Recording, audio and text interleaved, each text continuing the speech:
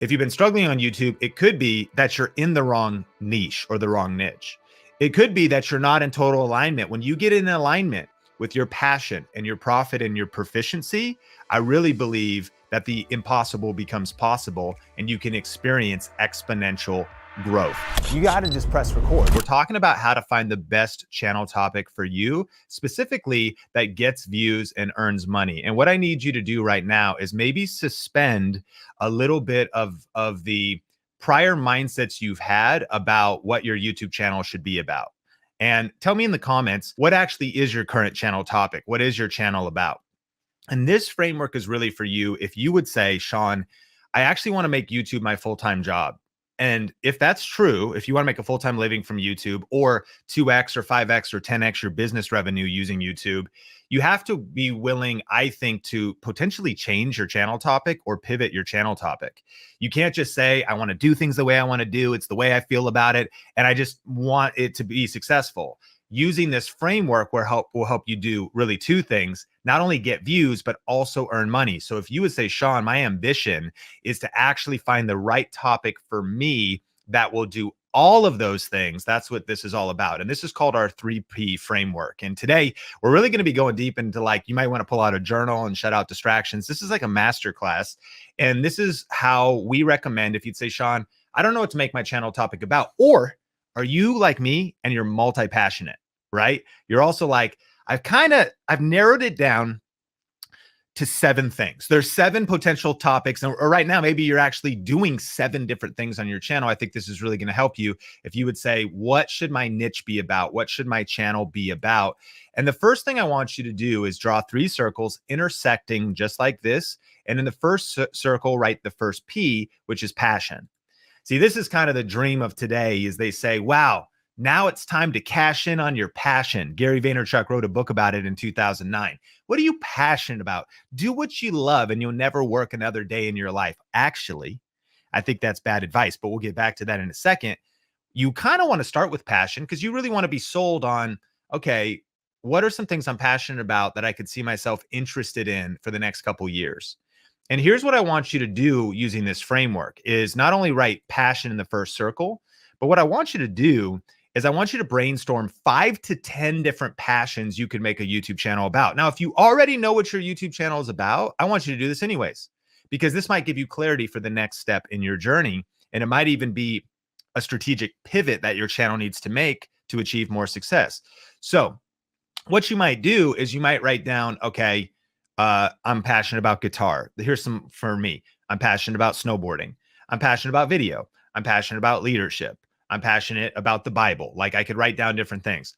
So your goal is to not be judgmental of yourself or even of the passions or question whether they'd be successful or not. The first thing is to just brainstorm. So pull out a piece of paper, just start brainstorming down what are, 4, 5, 6, 10 different passions that you have. But then what we're going to want to do is go on to the next P, which is proficiency. And now this is asking what topic would establish you as an authority with the least amount of effort. What are you good at? What is a natural skill for you? What do you have the most experience in? And so proficiency, what we're going to do here is we're going to be layering these on top of each other, these 3 Ps, and we're looking for thematic overlap. So when I think about, okay, here's me doing the exercise, snowboarding, pretty good, but not amazing. Like I fall, I've injured myself. I can kind of rip, but you put me in the park on rails and jumps, I'm not going to do very good there. Okay, guitar. I am a great singer and guitar player in my own mind when the shower is on or when the music speakers are blaring loud. But as soon as the radio speakers in my car are off, my wife Sonia is like, this is not your gift, Sean. This is not your proficiency, right? So you want to soberly evaluate now your 5 to 10 passions to which ones are you most proficient at. Now I could say video. And even back when I started YouTube in 2010 and uploaded my first video, I realized that I already had 7 years experience in video. I started shooting videos for my local church in 2003. So videos on there and I go, okay, not only am I passionate about this, but I also I have some experience in this. I have some proficiency in this. I have some history in this. It's also something that is kept me curious. It makes me also think about what have you maybe read a lot of books about or studied about? What kind of content do you research on YouTube? And it keeps you fascinated.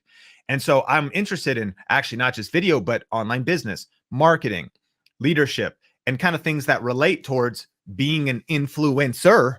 How do I be a communicator? Things like that. So I go, okay, well, I can maybe scratch out snowboarding. I'm going to scratch out guitar.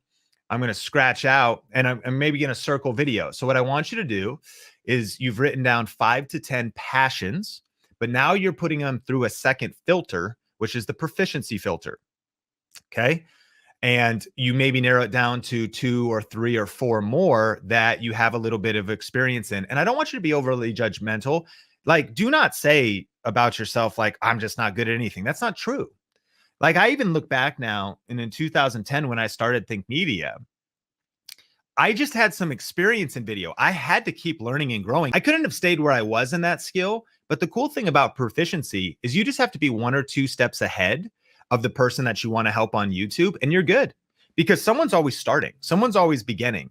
And so sometimes you're overly critical of yourself. And I want you to just be honest. Like, what do you have some momentum in? You have a little experience in. But it brings us to the third P, and that's profit. Now, if you want to do YouTube as a hobby, well, then you don't need this P. But if you want this to be a real business, you want to tap into the 5X growth that's coming to the creator economy in the next 9 months. You want this to be something that sustains you and your family so you can do what you want, when you want, be your own boss, and really actually have significant revenue coming in. You have to take this P serious, okay?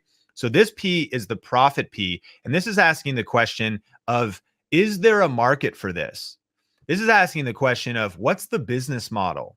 This is asking the question of, how am I actually going to make money, and can I make money, and will people pay me for this? And so now I might look through, and maybe I narrowed it down to leadership, which is a great niche. And I'm like, okay, I've been a youth leader for a while. This back in 2010, I'm doing this. I'm right. Snowboarding, that's not going to be it. Guitar, definitely not it. Video, maybe. Leadership, okay, that would be maybe good too. But then I move over to profit. Then I can start asking myself, okay, what are the income streams going to be? Could I do affiliate marketing and talk about cameras and tech? Well, that's actually the way I originally made a 6-figure income and was able to do this full time. Okay, that's a cool way to make money. If leadership wise, what am I going to do? I don't know. Could I make an online course? Sure. Could I write a book? Yeah, it might be kind of hard though. And it's easier to start with affiliate marketing. Okay, great. So I'm just kind of brainstorming now. Watch, you've written down 5 to 10 passions, narrowed it down to like 3 or 4 of those that are you're proficient at. But now you're asking, which one is best to earn money?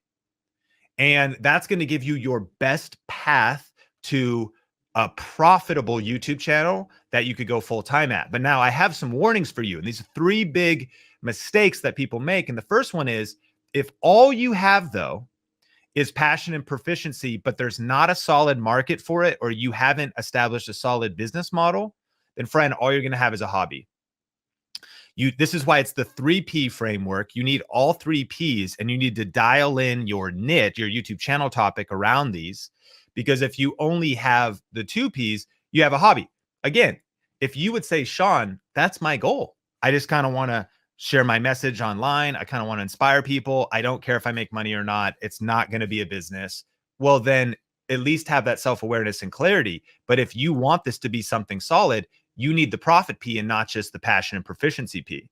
The thing is, though, you also might say, okay, when I look at proficiency and profit, I feel like those are dialed in. But this idea that I have right here, I don't know how passionate about it I am. In that case, you might be in boredom. And the thing with, when I think about YouTube, I like to ask myself, if I'm going to start a channel, will I be passionate about this? Could I see myself doing this for at least 2 to, I think even better, 3 years? If I look ahead, can I commit to this for 3 years? Because, here at Think Media, we want to help you build a 6+ figure business. And so that does take time. It does take momentum. It does take commitment. It does take work.